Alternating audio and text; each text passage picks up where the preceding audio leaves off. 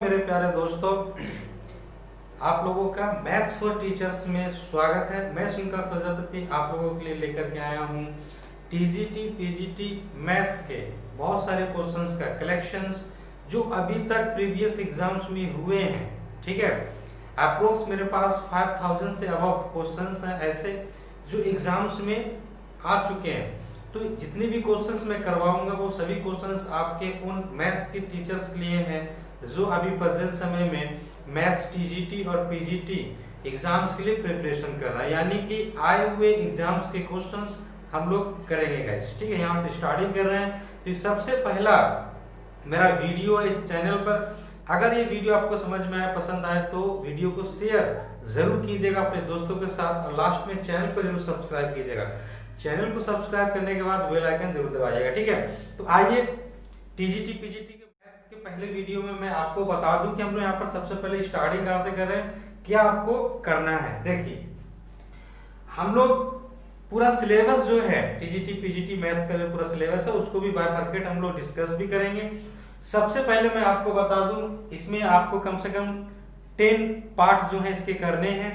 वो एक एक पार्ट हम लोग भी डिस्कस भी करेंगे, कौन कौन से पार्ट हमको पढ़ने हैं। तो जो पार्ट मैंने लिखा है, यानी कि मैंने लिखा है यहाँ पर भाग 1, भाग मतलब पहला पार्ट। ठीक, तो पहले पार्ट में हम लोग कर रहे हैं बीजगणित। बीजगणित में अगर आप देखें तो इसको इंग्लिश में हम लोग अलजेब्रा कहते हैं। हमने अपने हिंदी और इंग्लिश दोनों को मेंशन किया है, आपको कंफ्यूजन नहीं होगी। ठीक है, वैसे आप हम लोग जो है अभी टीचर्स है तो आपको ये सब चीजें तो आपको समझ में आनी ही चाहिए दोस्तों। ठीक है, तो बीजगणित जो है वो अलजेब्रा है आपका, और ये जो अलजेब्रा है इसमें नॉर्मल जितनी भी चीजें हैं उन सब चीजों यानी नॉर्मल अलजेब्रा जो आप पढ़ के आए हैं वो तो आप करेंगे ही, साथ में आपका जो बीएससी लेवल का अलजेब्रा होता है या फिर जो हायर लेवल का अलजेब्रा होता है उसको भी आप इसमें कवर करेंगे दोस्तों। ठीक है, तो मैं आपको बता दूं कि एक एक करके हम इसमें पढ़ने वाले क्या है।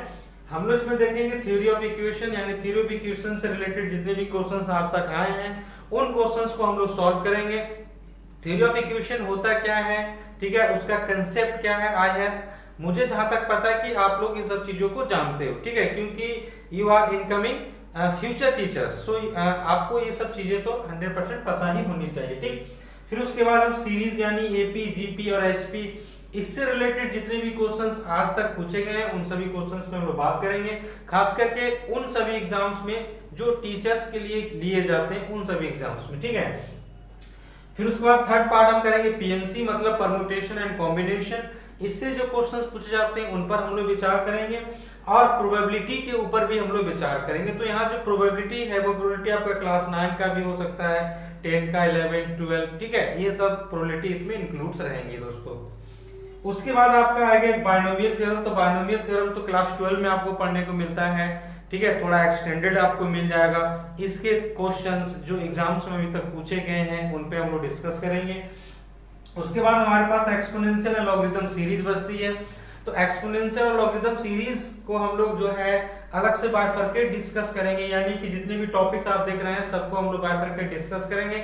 और जिस भी टॉपिक का कंसेप्ट अगर आपको नहीं है या फिर आप किसी प्रकार से मिसमैच कर जा रहे हैं कंसेप्ट से लेकर के, तो आप प्लीज कमेंट करें कि हम आपके लिए एक कंसेप्ट वीडियो भी बना सके टॉपिक का और आपकी हेल्प कर सके। ठीक है, तो आप जरूर कमेंट करें अपनी समस्याएं, या फिर आप कुछ एक्स्ट्रा हमसे चाहते हैं कि सर आप जो करवा रहे हैं थोड़ा सा आप उसमें टॉपिक जो है आप उसको डिस्कस कर दीजिए, फिर आप क्वेश्चंस करवाइए। मैं 100% आपके लिए तत्पर हूं, बस आप लोगों का हमको राय चाहिए कि आप लोग चाहते क्या है। ठीक है, एक्सपोनेंशियल और लॉगरिथम सीरीज भी होगी। उसके बाद है हमारे पास सेट थ्योरी। सेट थ्योरी जो आप क्लास 11 में पढ़ते हैं, फिर आप आपके बाद फिर उसके बाद आपको मिलता है पीएचडी यानी जब आप ग्रेजुएशन करते हैं तब, जैसे बाइनरी ऑपरेशन तो आपको क्लास 12 में मिलेगा। ठीक है, फंक्शंस है और भी बहुत सारे बाइनरी ऑपरेशंस होते हैं, रिंग है। ठीक है, इन सभी चीजों को भी हम लोग डिस्कस करते हैं बीएससी के मैथमेटिक्स में। ठीक है, मॉडर्न अलजेब्रा तो आप जानते ही हैं, मॉडर्न अलजेब्रा आपको बीएससी में पढ़ने के लिए मिलता है। तो ये सभी कुछ कुछ जो पार्ट्स हैं वो सब बीएससी के हैं, कुछ कुछ पार्ट्स। डिटरमिनेंट एंड मैट्रिसेस तो आप जानते ही हैं, वो आपको क्लास 12 में पढ़ने को मिलता है, डिटरमिनेंट्स एंड मैट्रिसेस। ठीक है, रैंक ऑफ मैट्रिक्स आप आगे जाकर के पढ़ते हो, वो आपका बीएससी का पार्ट है, लेकिन उससे भी रिलेटेड क्वेश्चंस आपके आते हैं एग्जाम्स में, तो उस पे भी हम लोग बात करेंगे। ठीक है, rank of matrix find out करने की जो प्रॉब्लम्स होती हैं, कैसे उसको फाइंड आउट किया जाए, सब चीजों पे हम लोग बात करेंगे। फिर आता है आपका लीनियर अलजेब्रा, बूलियन अलजेब्रा होता है, एक लीनियर अलजेब्रा है, बूलियन अलजेब्रा, लेकिन बूलियन अलजेब्रा आपका सिलेबस में नहीं है, तो बूलियन अलजेब्रा आपका सिलेबस में नहीं है, इसलिए हम उसको नहीं डिस्कस करेंगे। ठीक है, तो लीनियर अलजेब्रा आपका सिलेबस में, इसको हम लोग डिस्कस करेंगे और इसमें हम लोग बात भी करेंगे दोस्तों। ठीक है, तो ये हुई भाग 1 के है ना टॉपिक्स की बात। तो भाग 1 को पहले कंप्लीट करेंगे, ठीक है, फिर उसके बाद हम लोग भाग 2 की तरफ मूव करेंगे दोस्तों। ठीक है, चलिए आइए दोस्तों, तो हम लोग जो है सबसे पहले है ना थ्योरी ऑफ इक्वेशन से रिलेटेड जो क्वेश्चंस हमारे एग्जाम्स में अभी तक पूछे गए हैं वहां से हम लोग स्टार्टिंग करेंगे। ठीक है, तो मैं आपको एक चीज और बता दूं, तो हमारा वीडियो जो है 15 मिनट से बड़ा नहीं होगा। जितना जल्दी आप मेरे वीडियो को शेयर करेंगे, मूव करेंगे, फॉरवर्ड करेंगे, उतनी ही जल्दी हम आपके साथ लाइव प्रेजेंट होंगे क्लास में। तो जल्दी से जल्दी मेरे वीडियो को शेयर करें, ठीक है, ज्यादा से ज्यादा सब्सक्राइब इंक्रीज करें, जिससे हम आपके साथ लाइव है ना आ सकें फेस टू फेस और आपकी प्रॉब्लम्स को सॉल्व कर सके दोस्तों। ठीक है, चलिए कुछ क्वेश्चंस को डिस्कस करते हैं।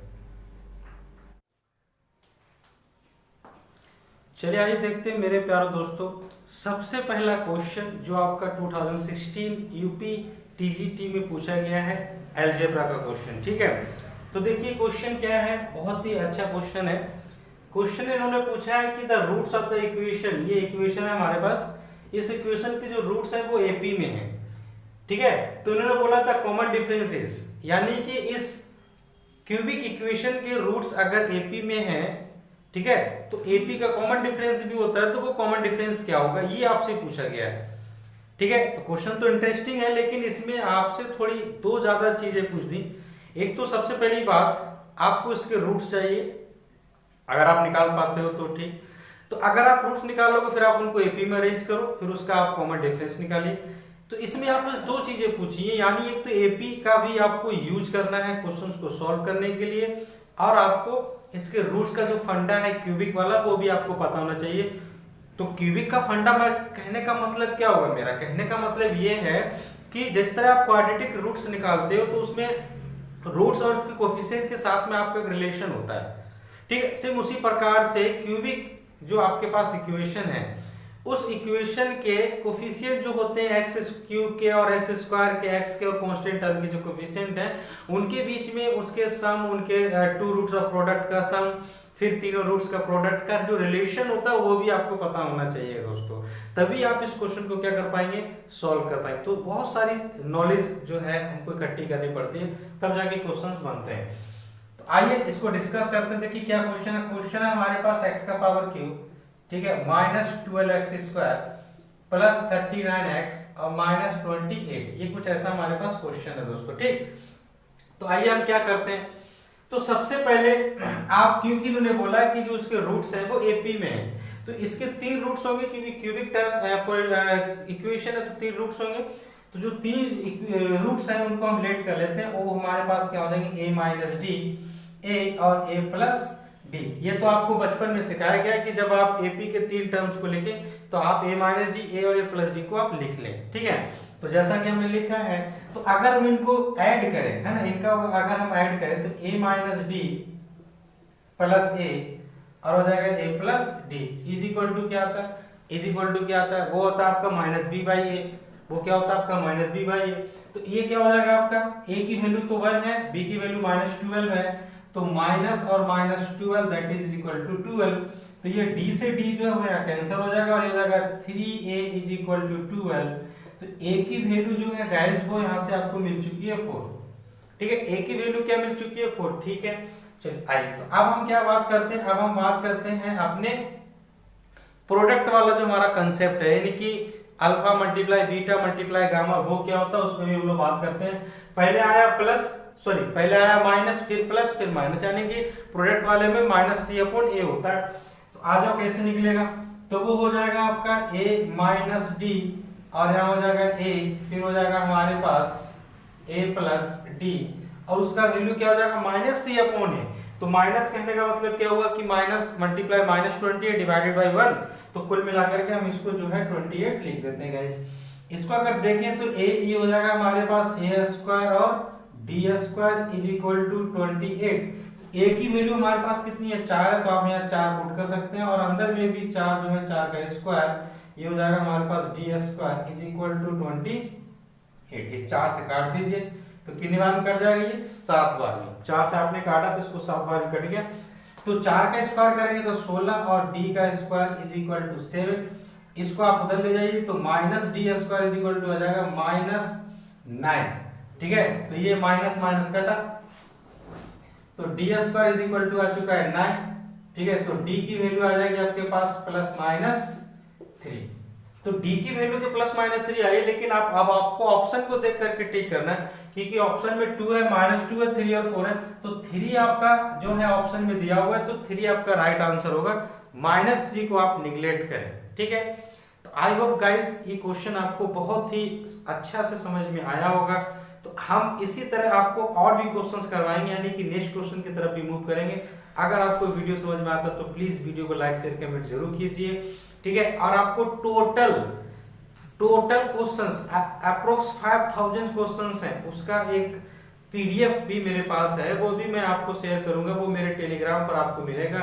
अगर आप मेरे साथ जुड़ना चाहते हैं तो मेरे इस वीडियो के लिंक जो डिस्क्रिप्शन है, यानी उसमें आपको एक टेलीग्राम का लिंक मिलेगा, उस लिंक पर जाकर के क्लिक करें और क्लिक करके मेरे टेलीग्राम अकाउंट से आप जुड़ सकते हैं। वहां पर आपको क्वेश्चंस का पीडीएफ भी मिलते जाएगा, आप क्वेश्चंस को सॉल्व कीजिए और बनाइए। ठीक है, चलिए बढ़ते हैं नेक्स्ट क्वेश्चन की तरफ। अगर आपको ये क्वेश्चन समझ में आए तो प्लीज वीडियो को शेयर जरूर कीजिए। चलिए बढ़ते हैं नेक्स्ट क्वेश्चन की तरफ। चलिए आइए दोस्तों देखते हैं हमारा दूसरा क्वेश्चन। ठीक है, ये भी आपका 2016 यूपी टीजीटी में पूछा हुआ क्वेश्चन है मैथ्स का।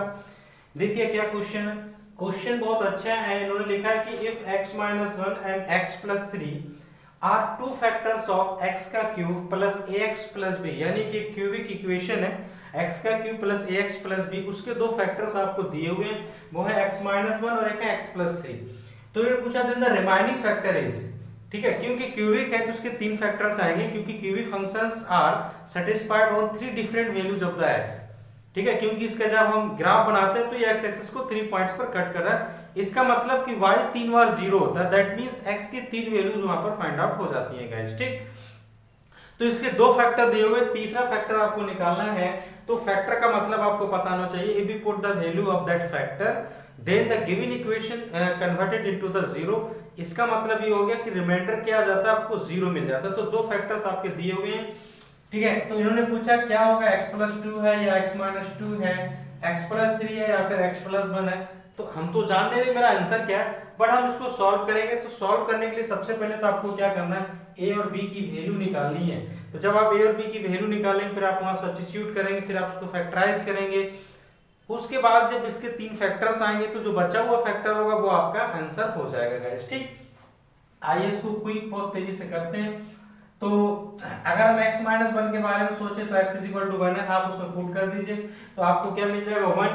ठीक है, फिर यहाँ पर a + b है ना, तो यहाँ से मिलेगा आपको 1 और आ जाएगा आपके पास a + b = 0, that means a + b = -1। ठीक, तो ऐसे करके आपको फास्ट इसको सॉल्व करना है। और अगर आप इसमें अगर आप x + 3 = 0 लिख रहे हैं, ठीक है, तो आपको जो है x की वैल्यू मिलेगी -3, तो आप -3 पुट करें तो हो जाएगा 27 और यहाँ पर -3a, तो ये आ जाएगा आपके पास -3a + b, क्योंकि -3 का क्योंकि -27 आएगा, -27 जब इधर आएगा तो 27 जो है वो आपको यहाँ से मिल जाएगा गाइस। ठीक, तो आप देखिए यहाँ से -3a + b = 27।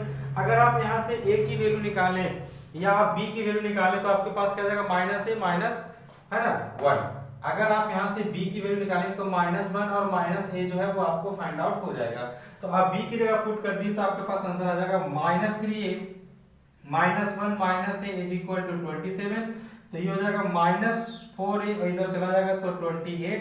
तो a की जो वैल्यू है वो तो -7 आ गई।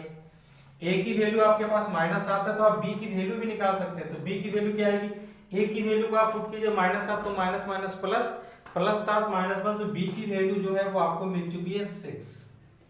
ठीक है, b की वैल्यू क्या मिल चुकी है 6, तो आप पुट कर दीजिए तो आपके पास क्यूबिक इक्वेशन देखिए क्या बन जाएगा, वो बन जाएगा आपके पास x का पावर की a की वैल्यू आपके पास -7 थी, बन जाएगा -7x + 6। ये आपके पास क्यूबिक इक्वेशन आया। अब आपको इसको फैक्टराइज करना है, तो कैसे फैक्टराइज करेंगे? दिमाग एकदम नहीं लगाना है, बहुत सिंपल है। आपको x माइनस वन इसने फैक्टर बोला, तो आप x माइनस वन एक फैक्टर बना दीजिए। तो देखिए ये हो जाएगा x का क्यूब और आप यहाँ पर लिखें x स्क्वायर क्यूब, क्योंकि x स्क्वायर कॉमन निकालोगे तो आपके पास आ जाएगा x माइनस वन। ठीक, तो माइनस एक्स स्क्वायर आपने लिखा है, इसलिए आप लिखें प्लस एक्स स्क्वायर और यहाँ पर लिखें आप माइनस एक्स, क्योंकि यहाँ से भी आप x कॉमन निकालेंगे तो x माइनस वन आपको फैक्टर मिलेगा। आपके पास माइनस सिक्स था तो माइनस सेवन था, माइनस आपने एक यूज किया तो माइनस सिक्स प्लस सिक्स ऐसे करके। तो आप जो है यहाँ से एक्स स्क्वायर को कॉमन निकाले तो यहाँ आपको पास आ जाएगा एक्स माइनस वन, और यहाँ से आप x कॉमन निकालेंगे तो x माइनस वन, और यहाँ से आप माइनस सिक्स कॉमन निकालेंगे। ठीक है, तो यहाँ से आंसर आएगा आपके पास x माइनस वन।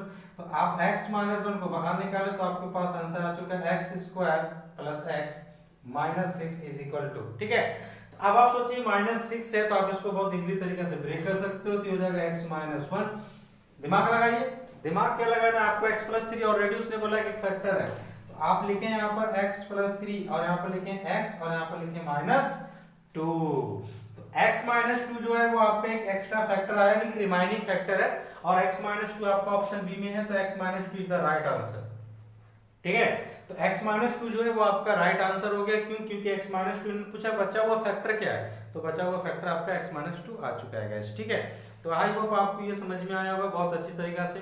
तो आप तो मेरे चैनल को सब्सक्राइब करें, वीडियो को शेयर करें अपने दोस्तों के साथ, वो भी जो है इस वीडियो का फायदा उठा सकें, हमारे साथ जुड़ सकें, पढ़ सकें दोस्तों। ठीक है, चलिए दोस्तों मिलते हैं नए वीडियो में, तब तक के लिए बाय। ठीक है, नए वीडियो में जरूर मिलेंगे। ठीक है।